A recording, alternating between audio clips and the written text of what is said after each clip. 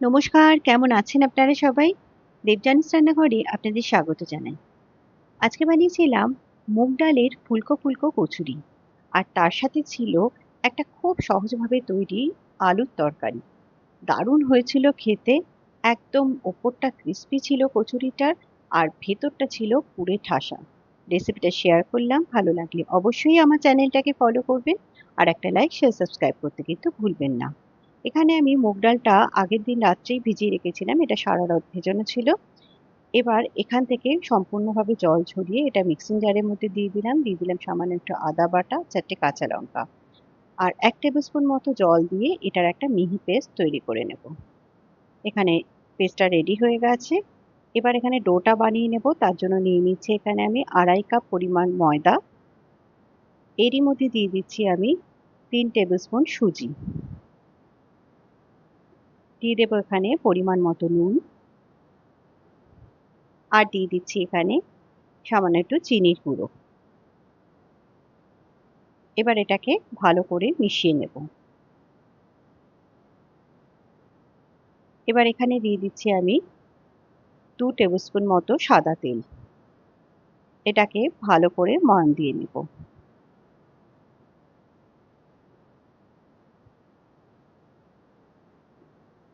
এখানে দেখুন ময়ানটা খুব সুন্দর মতো হয়ে গেছে। এবার যে ডালটা বেটে রেখেছিলাম সেখান থেকে 3 টেবিল স্পুন মতো ডাল এর মধ্যে দিয়ে দেব। এবার এটাকেও ময়দার সাথে ভালো করে মিশিয়ে নেব। এটা ভালো মতো মিশে গেছে। এবার এখানে অল্প অল্প করে জল দিয়ে এটার একটা সফট ডো তৈরি করব। খুব একটা হার্ড হবে না, যেহেতু এর মধ্যে পুর ভরা হবে, সেই জন্য একটা সফট ডো তৈরি করতে হবে। এটা দেখুন কতটা সফট হয়েছে। এবার এখানে দিয়ে দিচ্ছি সামান্য একটু তেল। এটা দিয়ে ডোটা ভালো করে এভাবে মেখে নিয়ে এটাকে ঢেকে রেখে দেবো অন্তত পক্ষে আধ ঘন্টার জন্য। এবার এখানে ফ্রাই প্যানের মধ্যে দিয়ে দিচ্ছি আমি 1 টেবিল স্পুন তেল। এর মধ্যে দিয়ে দিচ্ছি কালো জিরে, হিং। এটা হালকা করে ভেজে নেব। এখানে আমি পুরটা বানিয়ে নিচ্ছি। এবার ডাল বাটাটা এখানে দিয়ে দিচ্ছি। মিক্সিং জারটা ধুয়ে একটু জল দিয়ে দিলাম। এটাকে ভালো করে মিশিয়ে নেব।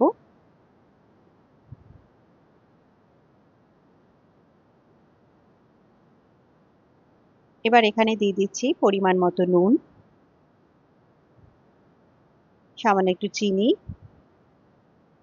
আর দিয়ে দেবো এখানে একটু ভাজা মশলার গুঁড়ো, মানে ধনে জিরে শুকনো খোলায় নেড়ে নিয়ে এটাকে ভাজা হয়েছে। এবার এটাকে মিশিয়ে নেব।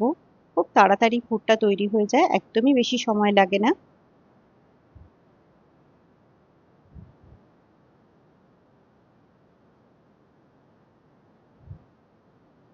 এখানে পুরটা প্যান ছেড়ে দিচ্ছে, মানে এটা একদম রেডি। এটাকে নামিয়ে ঠান্ডা করে নেব।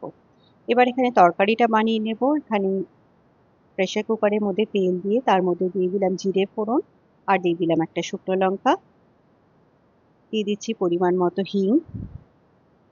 এবার এখানে ডুমো ডুমো করে কাটা আলুটা দিয়ে দিলাম। দিয়ে দিচ্ছি সামান্য একটু আদা বাটা, এবং হাই ফ্লেমে 2 মিনিট এটাকে এভাবে একটু ভেজে নেব। এখানে দিয়ে দিচ্ছি পরিমাণ মতো নুন। আলুটা এখানে ভালো মতো ভাজা হয়ে গেলে এখানে দিয়ে দিচ্ছি 2 চামচ মতো ধনে গুঁড়ো, 1 চামচ জিরে গুঁড়ো, সামান্য একটু হলুদ গুঁড়ো, আর 1 চামচ মতো কাশ্মীরি লঙ্কার গুঁড়ো। এবার এটাকেও একটু আলুর সাথে এভাবেই মিশিয়ে একটুখানি ভাজা ভাজা করে নেব। এই সময় ফ্লেমটা একদম লোতে রাখবো যাতে মশলাটা পুড়ে না যায়। এটা ভাজা হয়ে গেলে এখানে আমি দিয়ে দিচ্ছি 2টো ছোট সাইজের টমেটোর পিউরি। এটাকেও এভাবেই আলুর সাথে মিশিয়ে নেব যতক্ষণ না টমেটোর কাঁচা গন্ধটা চলে যায়। এবার এখানে দিয়ে দিচ্ছি পরিমাণ মতো জল, দিয়ে দিলাম 2টো কাঁচা লঙ্কা চেরা। এটাকে ভালো করে মিশিয়ে এটাকে ঢেকে দেব, এবং হাই ফ্লেমে এটার 3টে সিটি দিয়ে নেব। 3টে সিটি দেওয়ার পর দেখুন আলুটা কিন্তু একদম নরম হয়ে গেছে। এবার খুন্তি কিংবা স্প্যাচুলার মাথাটা দিয়ে এইভাবে এটাকে ভেঙে ভেঙে দিতে হবে একটু, যাতে আলুটা এর মধ্যে মিশে যায় কিছুটা, এতে খেতেও ভালো লাগবে আর ঝোলটার থিকনেসটাও বাড়বে। এর মধ্যে দিয়ে দিলাম পরিমাণ মতো চিনি। ব্যাস, তরকারি কিন্তু একদম রেডি। আপনারা চাইলে এখানে ধনেপাতা দিতে পারেন, আমি দিলাম না।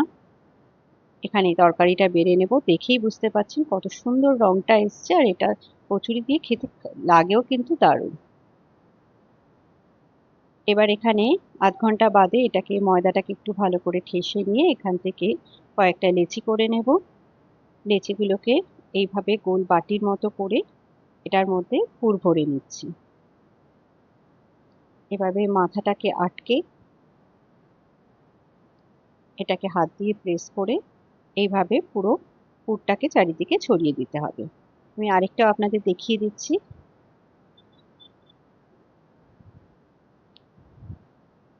এভাবে করে পুরটা চারিদিকে ছড়িয়ে দিতে হবে। এবার এগুলোকে বেলে নেব। এটা দেখুন মাখাটা কত সুন্দর হয়েছে, যে বেলার জন্য কোনো রকম তেল বা ময়দার কিন্তু ব্যবহার আমি করিনি, আর একটু ফেটেও কিন্তু যায়নি। এভাবেই সবকটা বেলে নেব। এবার এগুলোকে ভেজে নেব। তেল গরম হয়ে গেছে। এভাবে হালকা করে একটুখানি চেপে চেপে দিলেই কিন্তু কচুরিগুলো একদম সুন্দর মতো ফুলে উঠবে। দেখে বুঝতেই পাচ্ছেন। আর যতক্ষণই রেখে দেন না কেন, এটা কিন্তু ঠিক এই রকমই ফোলা থাকবে। নিন, তৈরি হয়ে গেল। আর দেখে বুঝতেই পাচ্ছেন একটুও কিন্তু তেল অ্যাবজর্ব করেনি। ভীষণই টেস্টি হয়েছিল খেতে। রেসিপিটা কেমন লাগলো আমাকে জানাতে কিন্তু ভুলবেন না। ধন্যবাদ।